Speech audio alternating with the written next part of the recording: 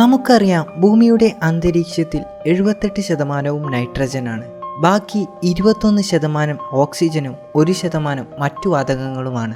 ഓക്സിജനെ കുറിച്ച് പറയുകയാണെങ്കിൽ നമ്മുടെ പ്രാണവായു, തീ കത്താൻ സഹായിക്കുന്ന വാതകം, ഓസോൺ പാളിയുടെ മുഖ്യ ഘടകം, ജലമുണ്ടാകാൻ കാരണമായ വാതകം, അങ്ങനെ നീണ്ടു കിടക്കുകയാണ് ഓക്സിജന്റെ പ്രയോജനങ്ങൾ.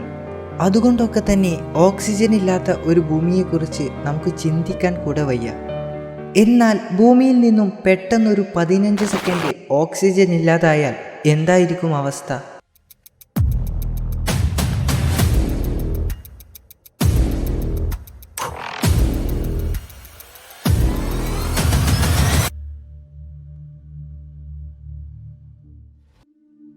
ഭൂമിയിൽ നിന്ന് പെട്ടെന്ന് 15 സെക്കൻഡ് ഓക്സിജൻ ഇല്ലാതാവുന്ന അവസ്ഥയെക്കുറിച്ച് ചിന്തിക്കുമ്പോൾ നമുക്ക് ആദ്യം മനസ്സിലേക്ക് ഓടി വരുന്നത് നമ്മുടെ ശ്വസനത്തെക്കുറിച്ചായിരിക്കും. എന്നാൽ ഒരു സാധാരണ മനുഷ്യന് 30 സെക്കൻഡ് വരെ സുഖമായി ശ്വാസം പിടിച്ചു നിൽക്കാൻ സാധിക്കും. അതുകൊണ്ട് 15 സെക്കൻഡ് ഓക്സിജൻ ഇല്ലാതായാൽ അത് മനുഷ്യൻ്റെ ശ്വസനത്തെ ബാധിക്കാൻ പോകുന്നില്ല. എന്നാൽ ഈ സമയം നിങ്ങൾ കോൺക്രീറ്റ് കെട്ടിടത്തിനുള്ളിലാണ് നിൽക്കുന്നതെങ്കിൽ നിങ്ങൾ അപകടത്തിലാണ്. കാരണം ഓക്സിജൻ ഇല്ലാതാകുന്ന നിമിഷം തന്നെ എല്ലാ കോൺക്രീറ്റ് കെട്ടിടങ്ങളും തകർന്നു വീഴാൻ തുടങ്ങും. കാരണം കോൺക്രീറ്റ് തന്മാത്രകളെ കൂട്ടിയോജിപ്പിക്കുന്ന ഒരു ബൈൻഡിങ് ഏജന്റാണ് ഓക്സിജൻ. അതുകൊണ്ട് തന്നെ ഓക്സിജൻ ഇല്ലാതായാൽ കോൺക്രീറ്റ് കട്ടകൾ വെറും പൊടിയായി മാറാൻ തുടങ്ങും. അതുപോലെ ഓക്സിജൻ ഇല്ലാതാകുന്നതോടെ ലോഹങ്ങളുടെ ഓക്സിഡേഷൻ ലെയറും ഇല്ലാതാകുന്നു. അതുകൊണ്ട് തന്നെ ലോഹങ്ങളും ലോഹനിർമ്മിത വസ്തുക്കളും നശിക്കാൻ തുടങ്ങും. ഈ സമയത്ത് നിങ്ങൾ ആകാശത്തേക്ക് നോക്കിയാൽ ആകാശം ഇരുണ്ടതായി കാണപ്പെടും. എന്തെന്നാൽ ഓക്സിജൻ ഇല്ലാത്തതുകൊണ്ട് തന്നെ പ്രകാശം പ്രതിഫലിപ്പിക്കുന്ന വേണ്ടത്ര പാർട്ടിക്കിൾസ് അന്തരീക്ഷത്തിൽ ഉണ്ടാവില്ല. ഇതിനോടൊപ്പം തന്നെ ഓസോൺ പാളിയും ഇല്ലാതാവും. കാരണം 3 ഓക്സിജൻ തന്മാത്രകൾ കൂടിച്ചേർന്നതാണ് ഒരു ഓസോൺ.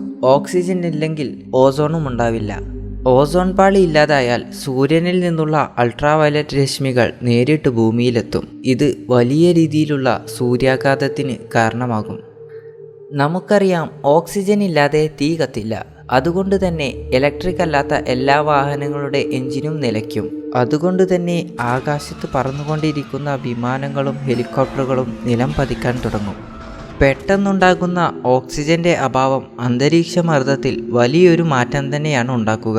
ഇത് ബറാട്രോമ എന്ന അവസ്ഥയ്ക്ക് കാരണമാകും. അപ്പോൾ ഇവിടെ ഉണ്ടാകുന്ന മർദ്ദം ഏകദേശം 2000 മീറ്റർ വെള്ളത്തിനടിയിൽ അനുഭവപ്പെടുന്ന മർദ്ദത്തിന് തുല്യമായിരിക്കും. ഈ മർദ്ദം താങ്ങാനാവാതെ നമ്മുടെ ചെവിയുടെ കർണപടം പൊട്ടിപ്പോവുകയും കേൾവി നഷ്ടപ്പെടുകയും ചെയ്യും. ഈ ഭൂമിയിലെ ഏറ്റവും വലിയ ഓക്സിജൻ സംയുക്തം ജലമാണ്. ഭൂമിയിലെ ഓക്സിജൻ ഇല്ലാതാകുന്നതോടൊപ്പം തന്നെ ജലത്തിലെയും ഓക്സിജൻ വേർതിരിഞ്ഞില്ലാതാകും. അങ്ങനെ ഭൂമിയിലെ എല്ലാ ജലവും ഹൈഡ്രജനായി മാറാൻ തുടങ്ങും.